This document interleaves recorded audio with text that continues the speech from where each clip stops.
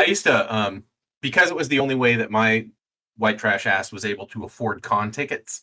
I used to work con, so I would sign up to run.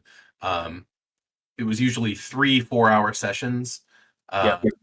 and it was AD&D, and they would just give me the module, and I would learn it. They would send it to me in the mail, a week before con, so I would learn it, show up at con, and have 8 people at a table I didn't know for 3 days in a row, and it was never the same group. And it was Yeah. always just 8 folks I never had met before, and 8 people at a table is taxing. Oh, yeah, absolutely. Especially if you've never met them before. Oh shit, yeah. At least we could lean on stuff like they're pre-rolled characters. I know what the module is ahead of time. That's the time to use them. Yeah, right. Well, and then I admit, I mean, I'm sure Snipey's listening, but I did that. Yeah, I'm just eating a snack, so I'm muted. I did that con, I think, twice, and then was like, dude, come with me, do con. And started dragging him along also. And then we did one, purely just whatever the people needed us to run. And then during that con, the flexion point happened where we decided we were going to switch and start running Vampire the Masquerade. And then we started running that instead. Still 3 sessions, still got our ticket. But actually what we would do, if I remember right, we only ran the one kind of premier vampire game, and then we filled in the other fucking necessary 8 hours with AD&D. I've never done. Go ahead. Yeah, I think the last time we did the circuit, the last year, the 3 that we did last, we were doing 2 vampire sessions and then 1 D&D session. That was with the FM headsets. Right. We were doing the midnight game every night. So we would do that for 2 nights, and then we would do one on Saturday or Sunday, depending on which one they threw us into. Yeah, I remember that. I did a Sunday AD&D session when we did that, but we were primarily doing vampire that session. And it was because we had both pool area rooms, midnight games.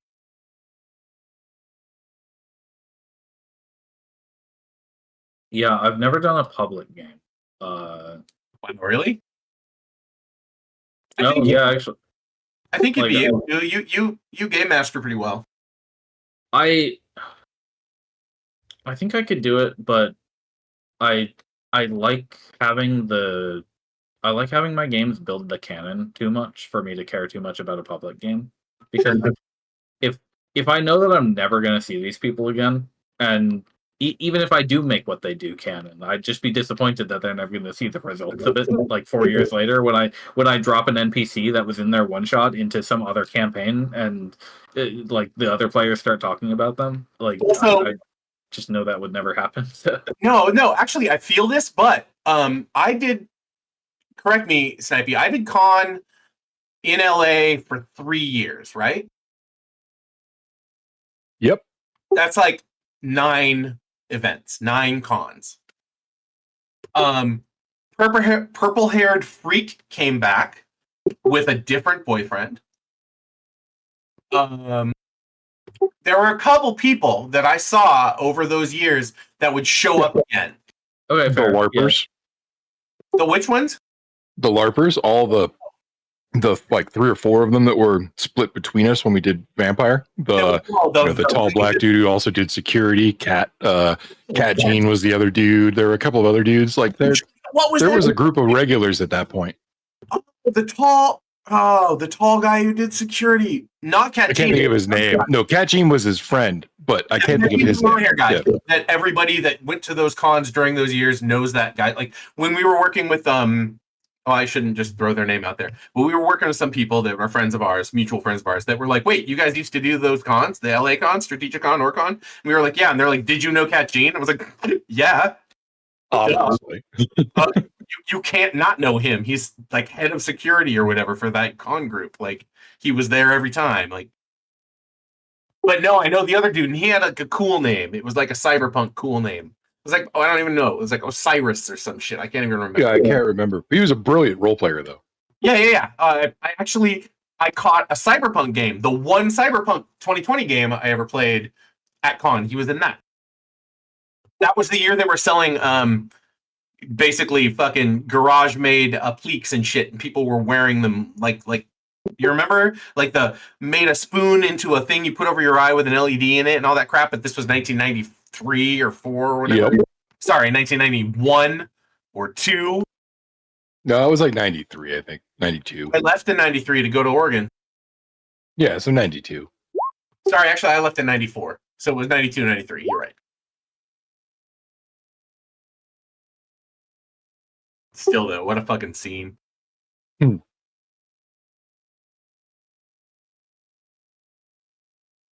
Well, if I got the chance and I had time, I don't think I'd say no outright to a public game. It's a lot of work to set up though, so I'd need advance preparation of a good several months. Yeah. Yeah, when we ran our own, we winged it the first time, and we paid for that. No, I try to do. I didn't do it this year because I couldn't go, but I try to do my annual game, and I, for the most part, spend the entire year putting it together. Just slowly.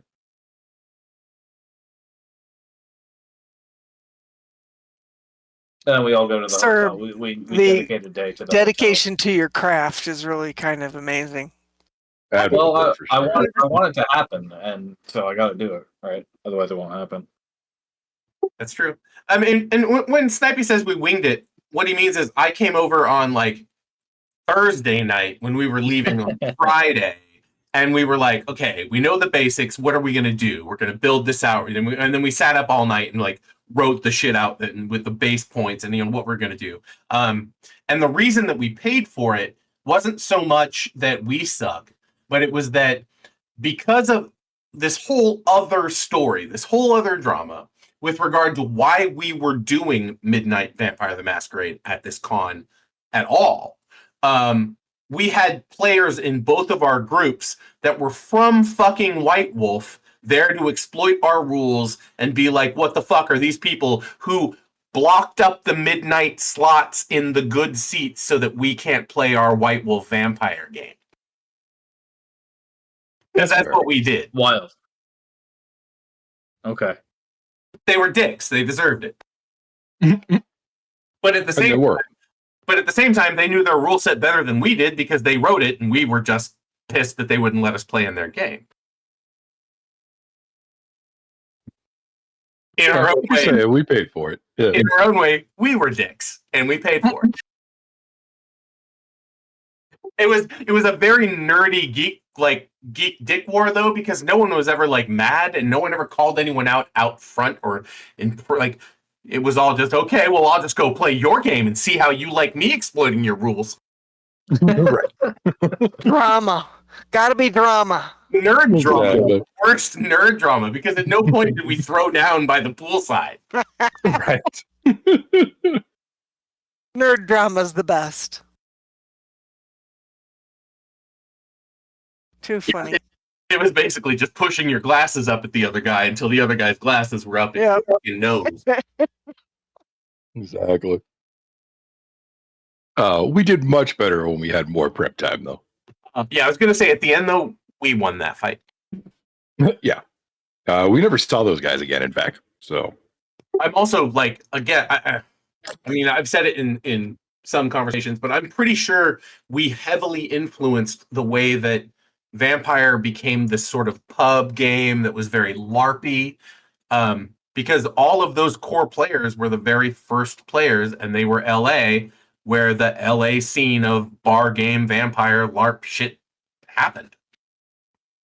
yeah, Like, I don't have confirmation, but we did that with our, no, we're going to break you out right now, walk out to the pool, and your group and my group are going to fucking have it out in a LARP.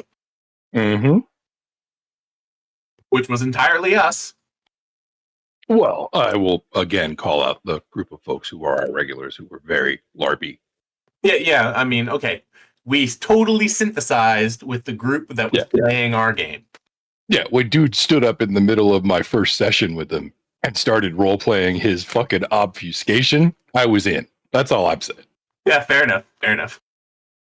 We did Cracked me up. amplify. He would just casually get up and sort of like amble into the corner until everybody forgot he was there. Fucking cracked me up every fucking time.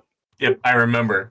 Well, that was in the other room though, so you told me about that. I did. They were so great. I would game with those guys again any second if they showed up. You know? I agree. Fucking purple-haired freak who played out the entire fucking campaign, like what? How many hours? 8 hours or so on before she blew her boyfriend's head off. Yep. The whole time being like, yeah, it was my urge on my thing that I had to take this player out. So I was just waiting. And since he had that character, and I just waited, and he trusted me. Time came. It was like 8 hours of roleplay before she just literally killed him, just right out of nowhere. It was great. Not out of nowhere. Well, not out of nowhere for me. Yeah. You know, I knew what she was up to. She knew what she was up to, but no one at the table expected her to just be like, "Oh, I have the Hellfire rounds in the shotgun, right? Yeah, you set that up. We're about to go to the fight, the big fight at the end. Yeah, that's where you're headed next. Okay, cool. I turn to blank and I blow it. I just shoot him in the stomach. Both rounds. Bam, bam, bam, bam. Yep. Oh, that's 12 points of aggravated damage. Also, could you roll 2d10 because he's on fire? Because he's on fire. Yeah, and that's exactly what happened. And everyone was like, "What?" And she was like, "Hold on, I reload." And I was like, "Oh no!"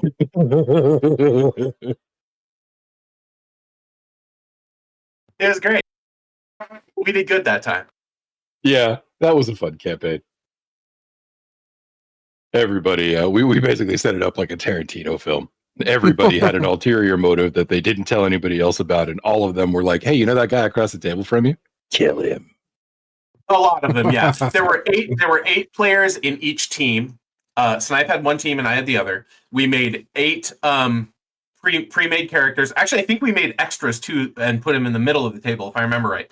And we gave them a pile, and they couldn't open the characters, but they could read the name and the little description on the bottom, and like a subtitle. It was like gender, clan, name, and maybe like a little like blurb. Like it wasn't even like blurb. It was like a sentence. Like it was very little. Yeah, what? Like it wasn't even a full-blown blurb. Like I remember one of them was like, apparently 44, male, Malkavian, likes toys. Yeah, exactly. And so they could pick their characters from that. But then when they opened them up, they would have a background and an ulterior motive and a mission goal, a thing they were there to do. And very often the thing they were there to do was kill this other character. Yeah, or cause this particular thing that's going to get everybody killed, or, you know. Yeah, it was all motivational. But then we also, Snipey and I had FM headsets that we were wearing that we bought at Radio Shack. And he was in one room and I was in the other. And we could talk to each other and be like, my group is doing this. Okay, well, my group is doing that. And our city map was a map of Los Angeles. And the game that we were playing took place in real life in Los Angeles. And he had a group of Sabat characters. And I had a group of Camarilla characters, if I remember right. Camarilla.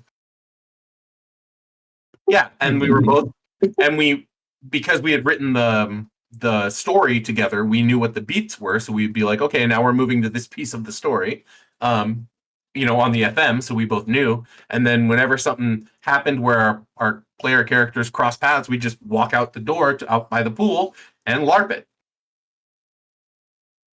It was sick. Yeah, it was fun as hell. We had people come down and observe us. We had watchers. Yeah, especially that last trio of yeah. Like there are probably 30 people just hanging out at the pool, drinking and watching our fucking players play. Yeah, to be fair, that was the same year where like every time I checked in with the organizers, they were like, "Hey, your games are already all booked up. You're good to go." Yeah, fair. Because normally they'd be like, "Well, you've got your slot, but you need to make sure that you get enough people signed up." But that year they were like, "No, you're already pre-signed up. So I hope you're running Vampire again because we already booked you."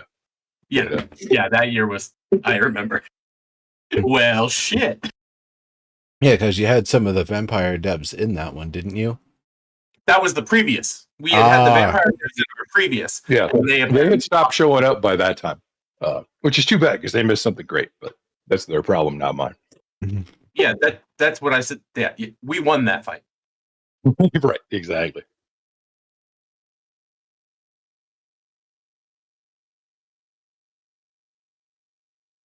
Yeah, and we always had they pre-booked us the pool rooms whenever they had them because they knew Well, I did that. them. Like that was me. I mean, yeah, I did that. They were like, "What rooms do you guys want?" And I said, "I want the pool rooms. I want this one and this one. I want the midnight slots." I did that on purpose because I was a dick too. No, that's oh yeah, no, that was the first time. I mean, the last time. Oh yeah, we just kept it. The double DM one shot is a legendary feat. The aspirational feat, I think. It went really well. Yeah, again, really good parties though. Like, Agreed. I'm not taking all the credit for that. That was No, I can't. Obviously, a team effort. You need good teams playing, and then you need the remarkable amount of planning to create the game on improv with the other DM who is also being dragged around by their party. Right. Yeah. I mean, we did use like literally, I think, a AAA map of Los Angeles. Yeah. We both had the same map, Yeah, I literally went to AAA and got them. In fact, and we had like Chris had said, we had figured out all of the major story beats and where they took place. So it was really just a matter of making sure they all got to the right places when stuff was coming together. Yeah, basically just syncing up the positions and times. Yeah, well, we were running both games at the same time, so we would just check it. Okay, they're moving to this place. Okay, cool.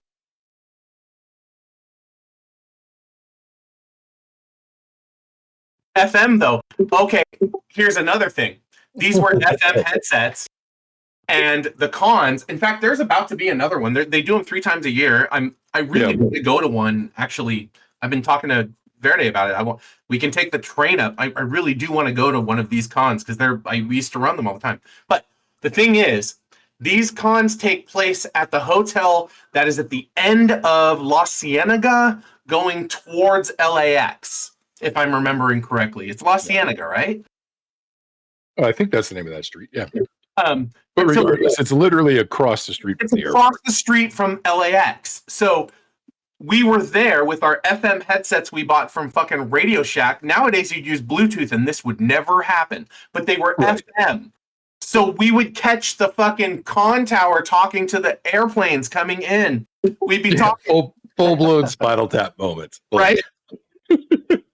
While we were doing our game, every now and then it would just cut in and just be like, Alaska Airlines, we're going to come in southward.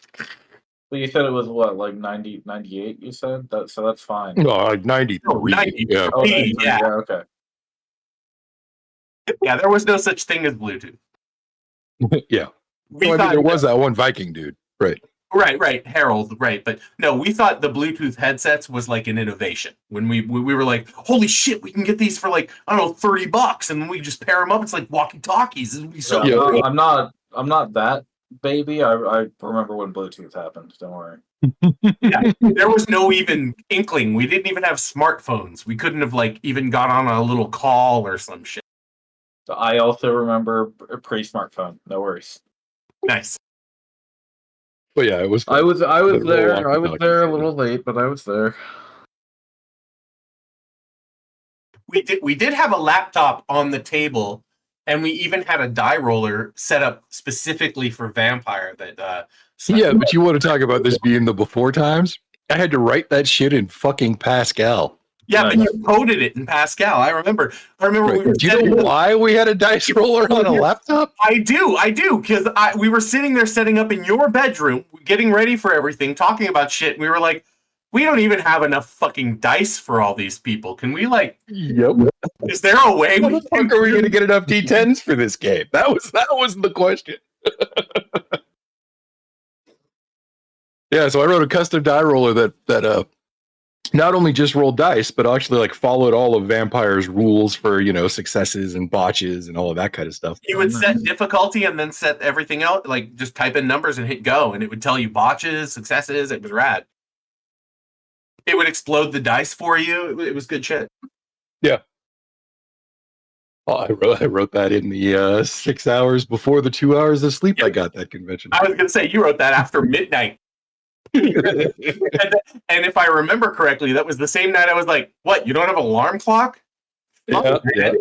So you wrote one of those too, and it had Batman on the screen, had the Batman symbol while it was running, and you're like, "I'll just run it, and it will count down until when we have to get up to catch the bus." Exactly. After this many seconds, it'll play us out.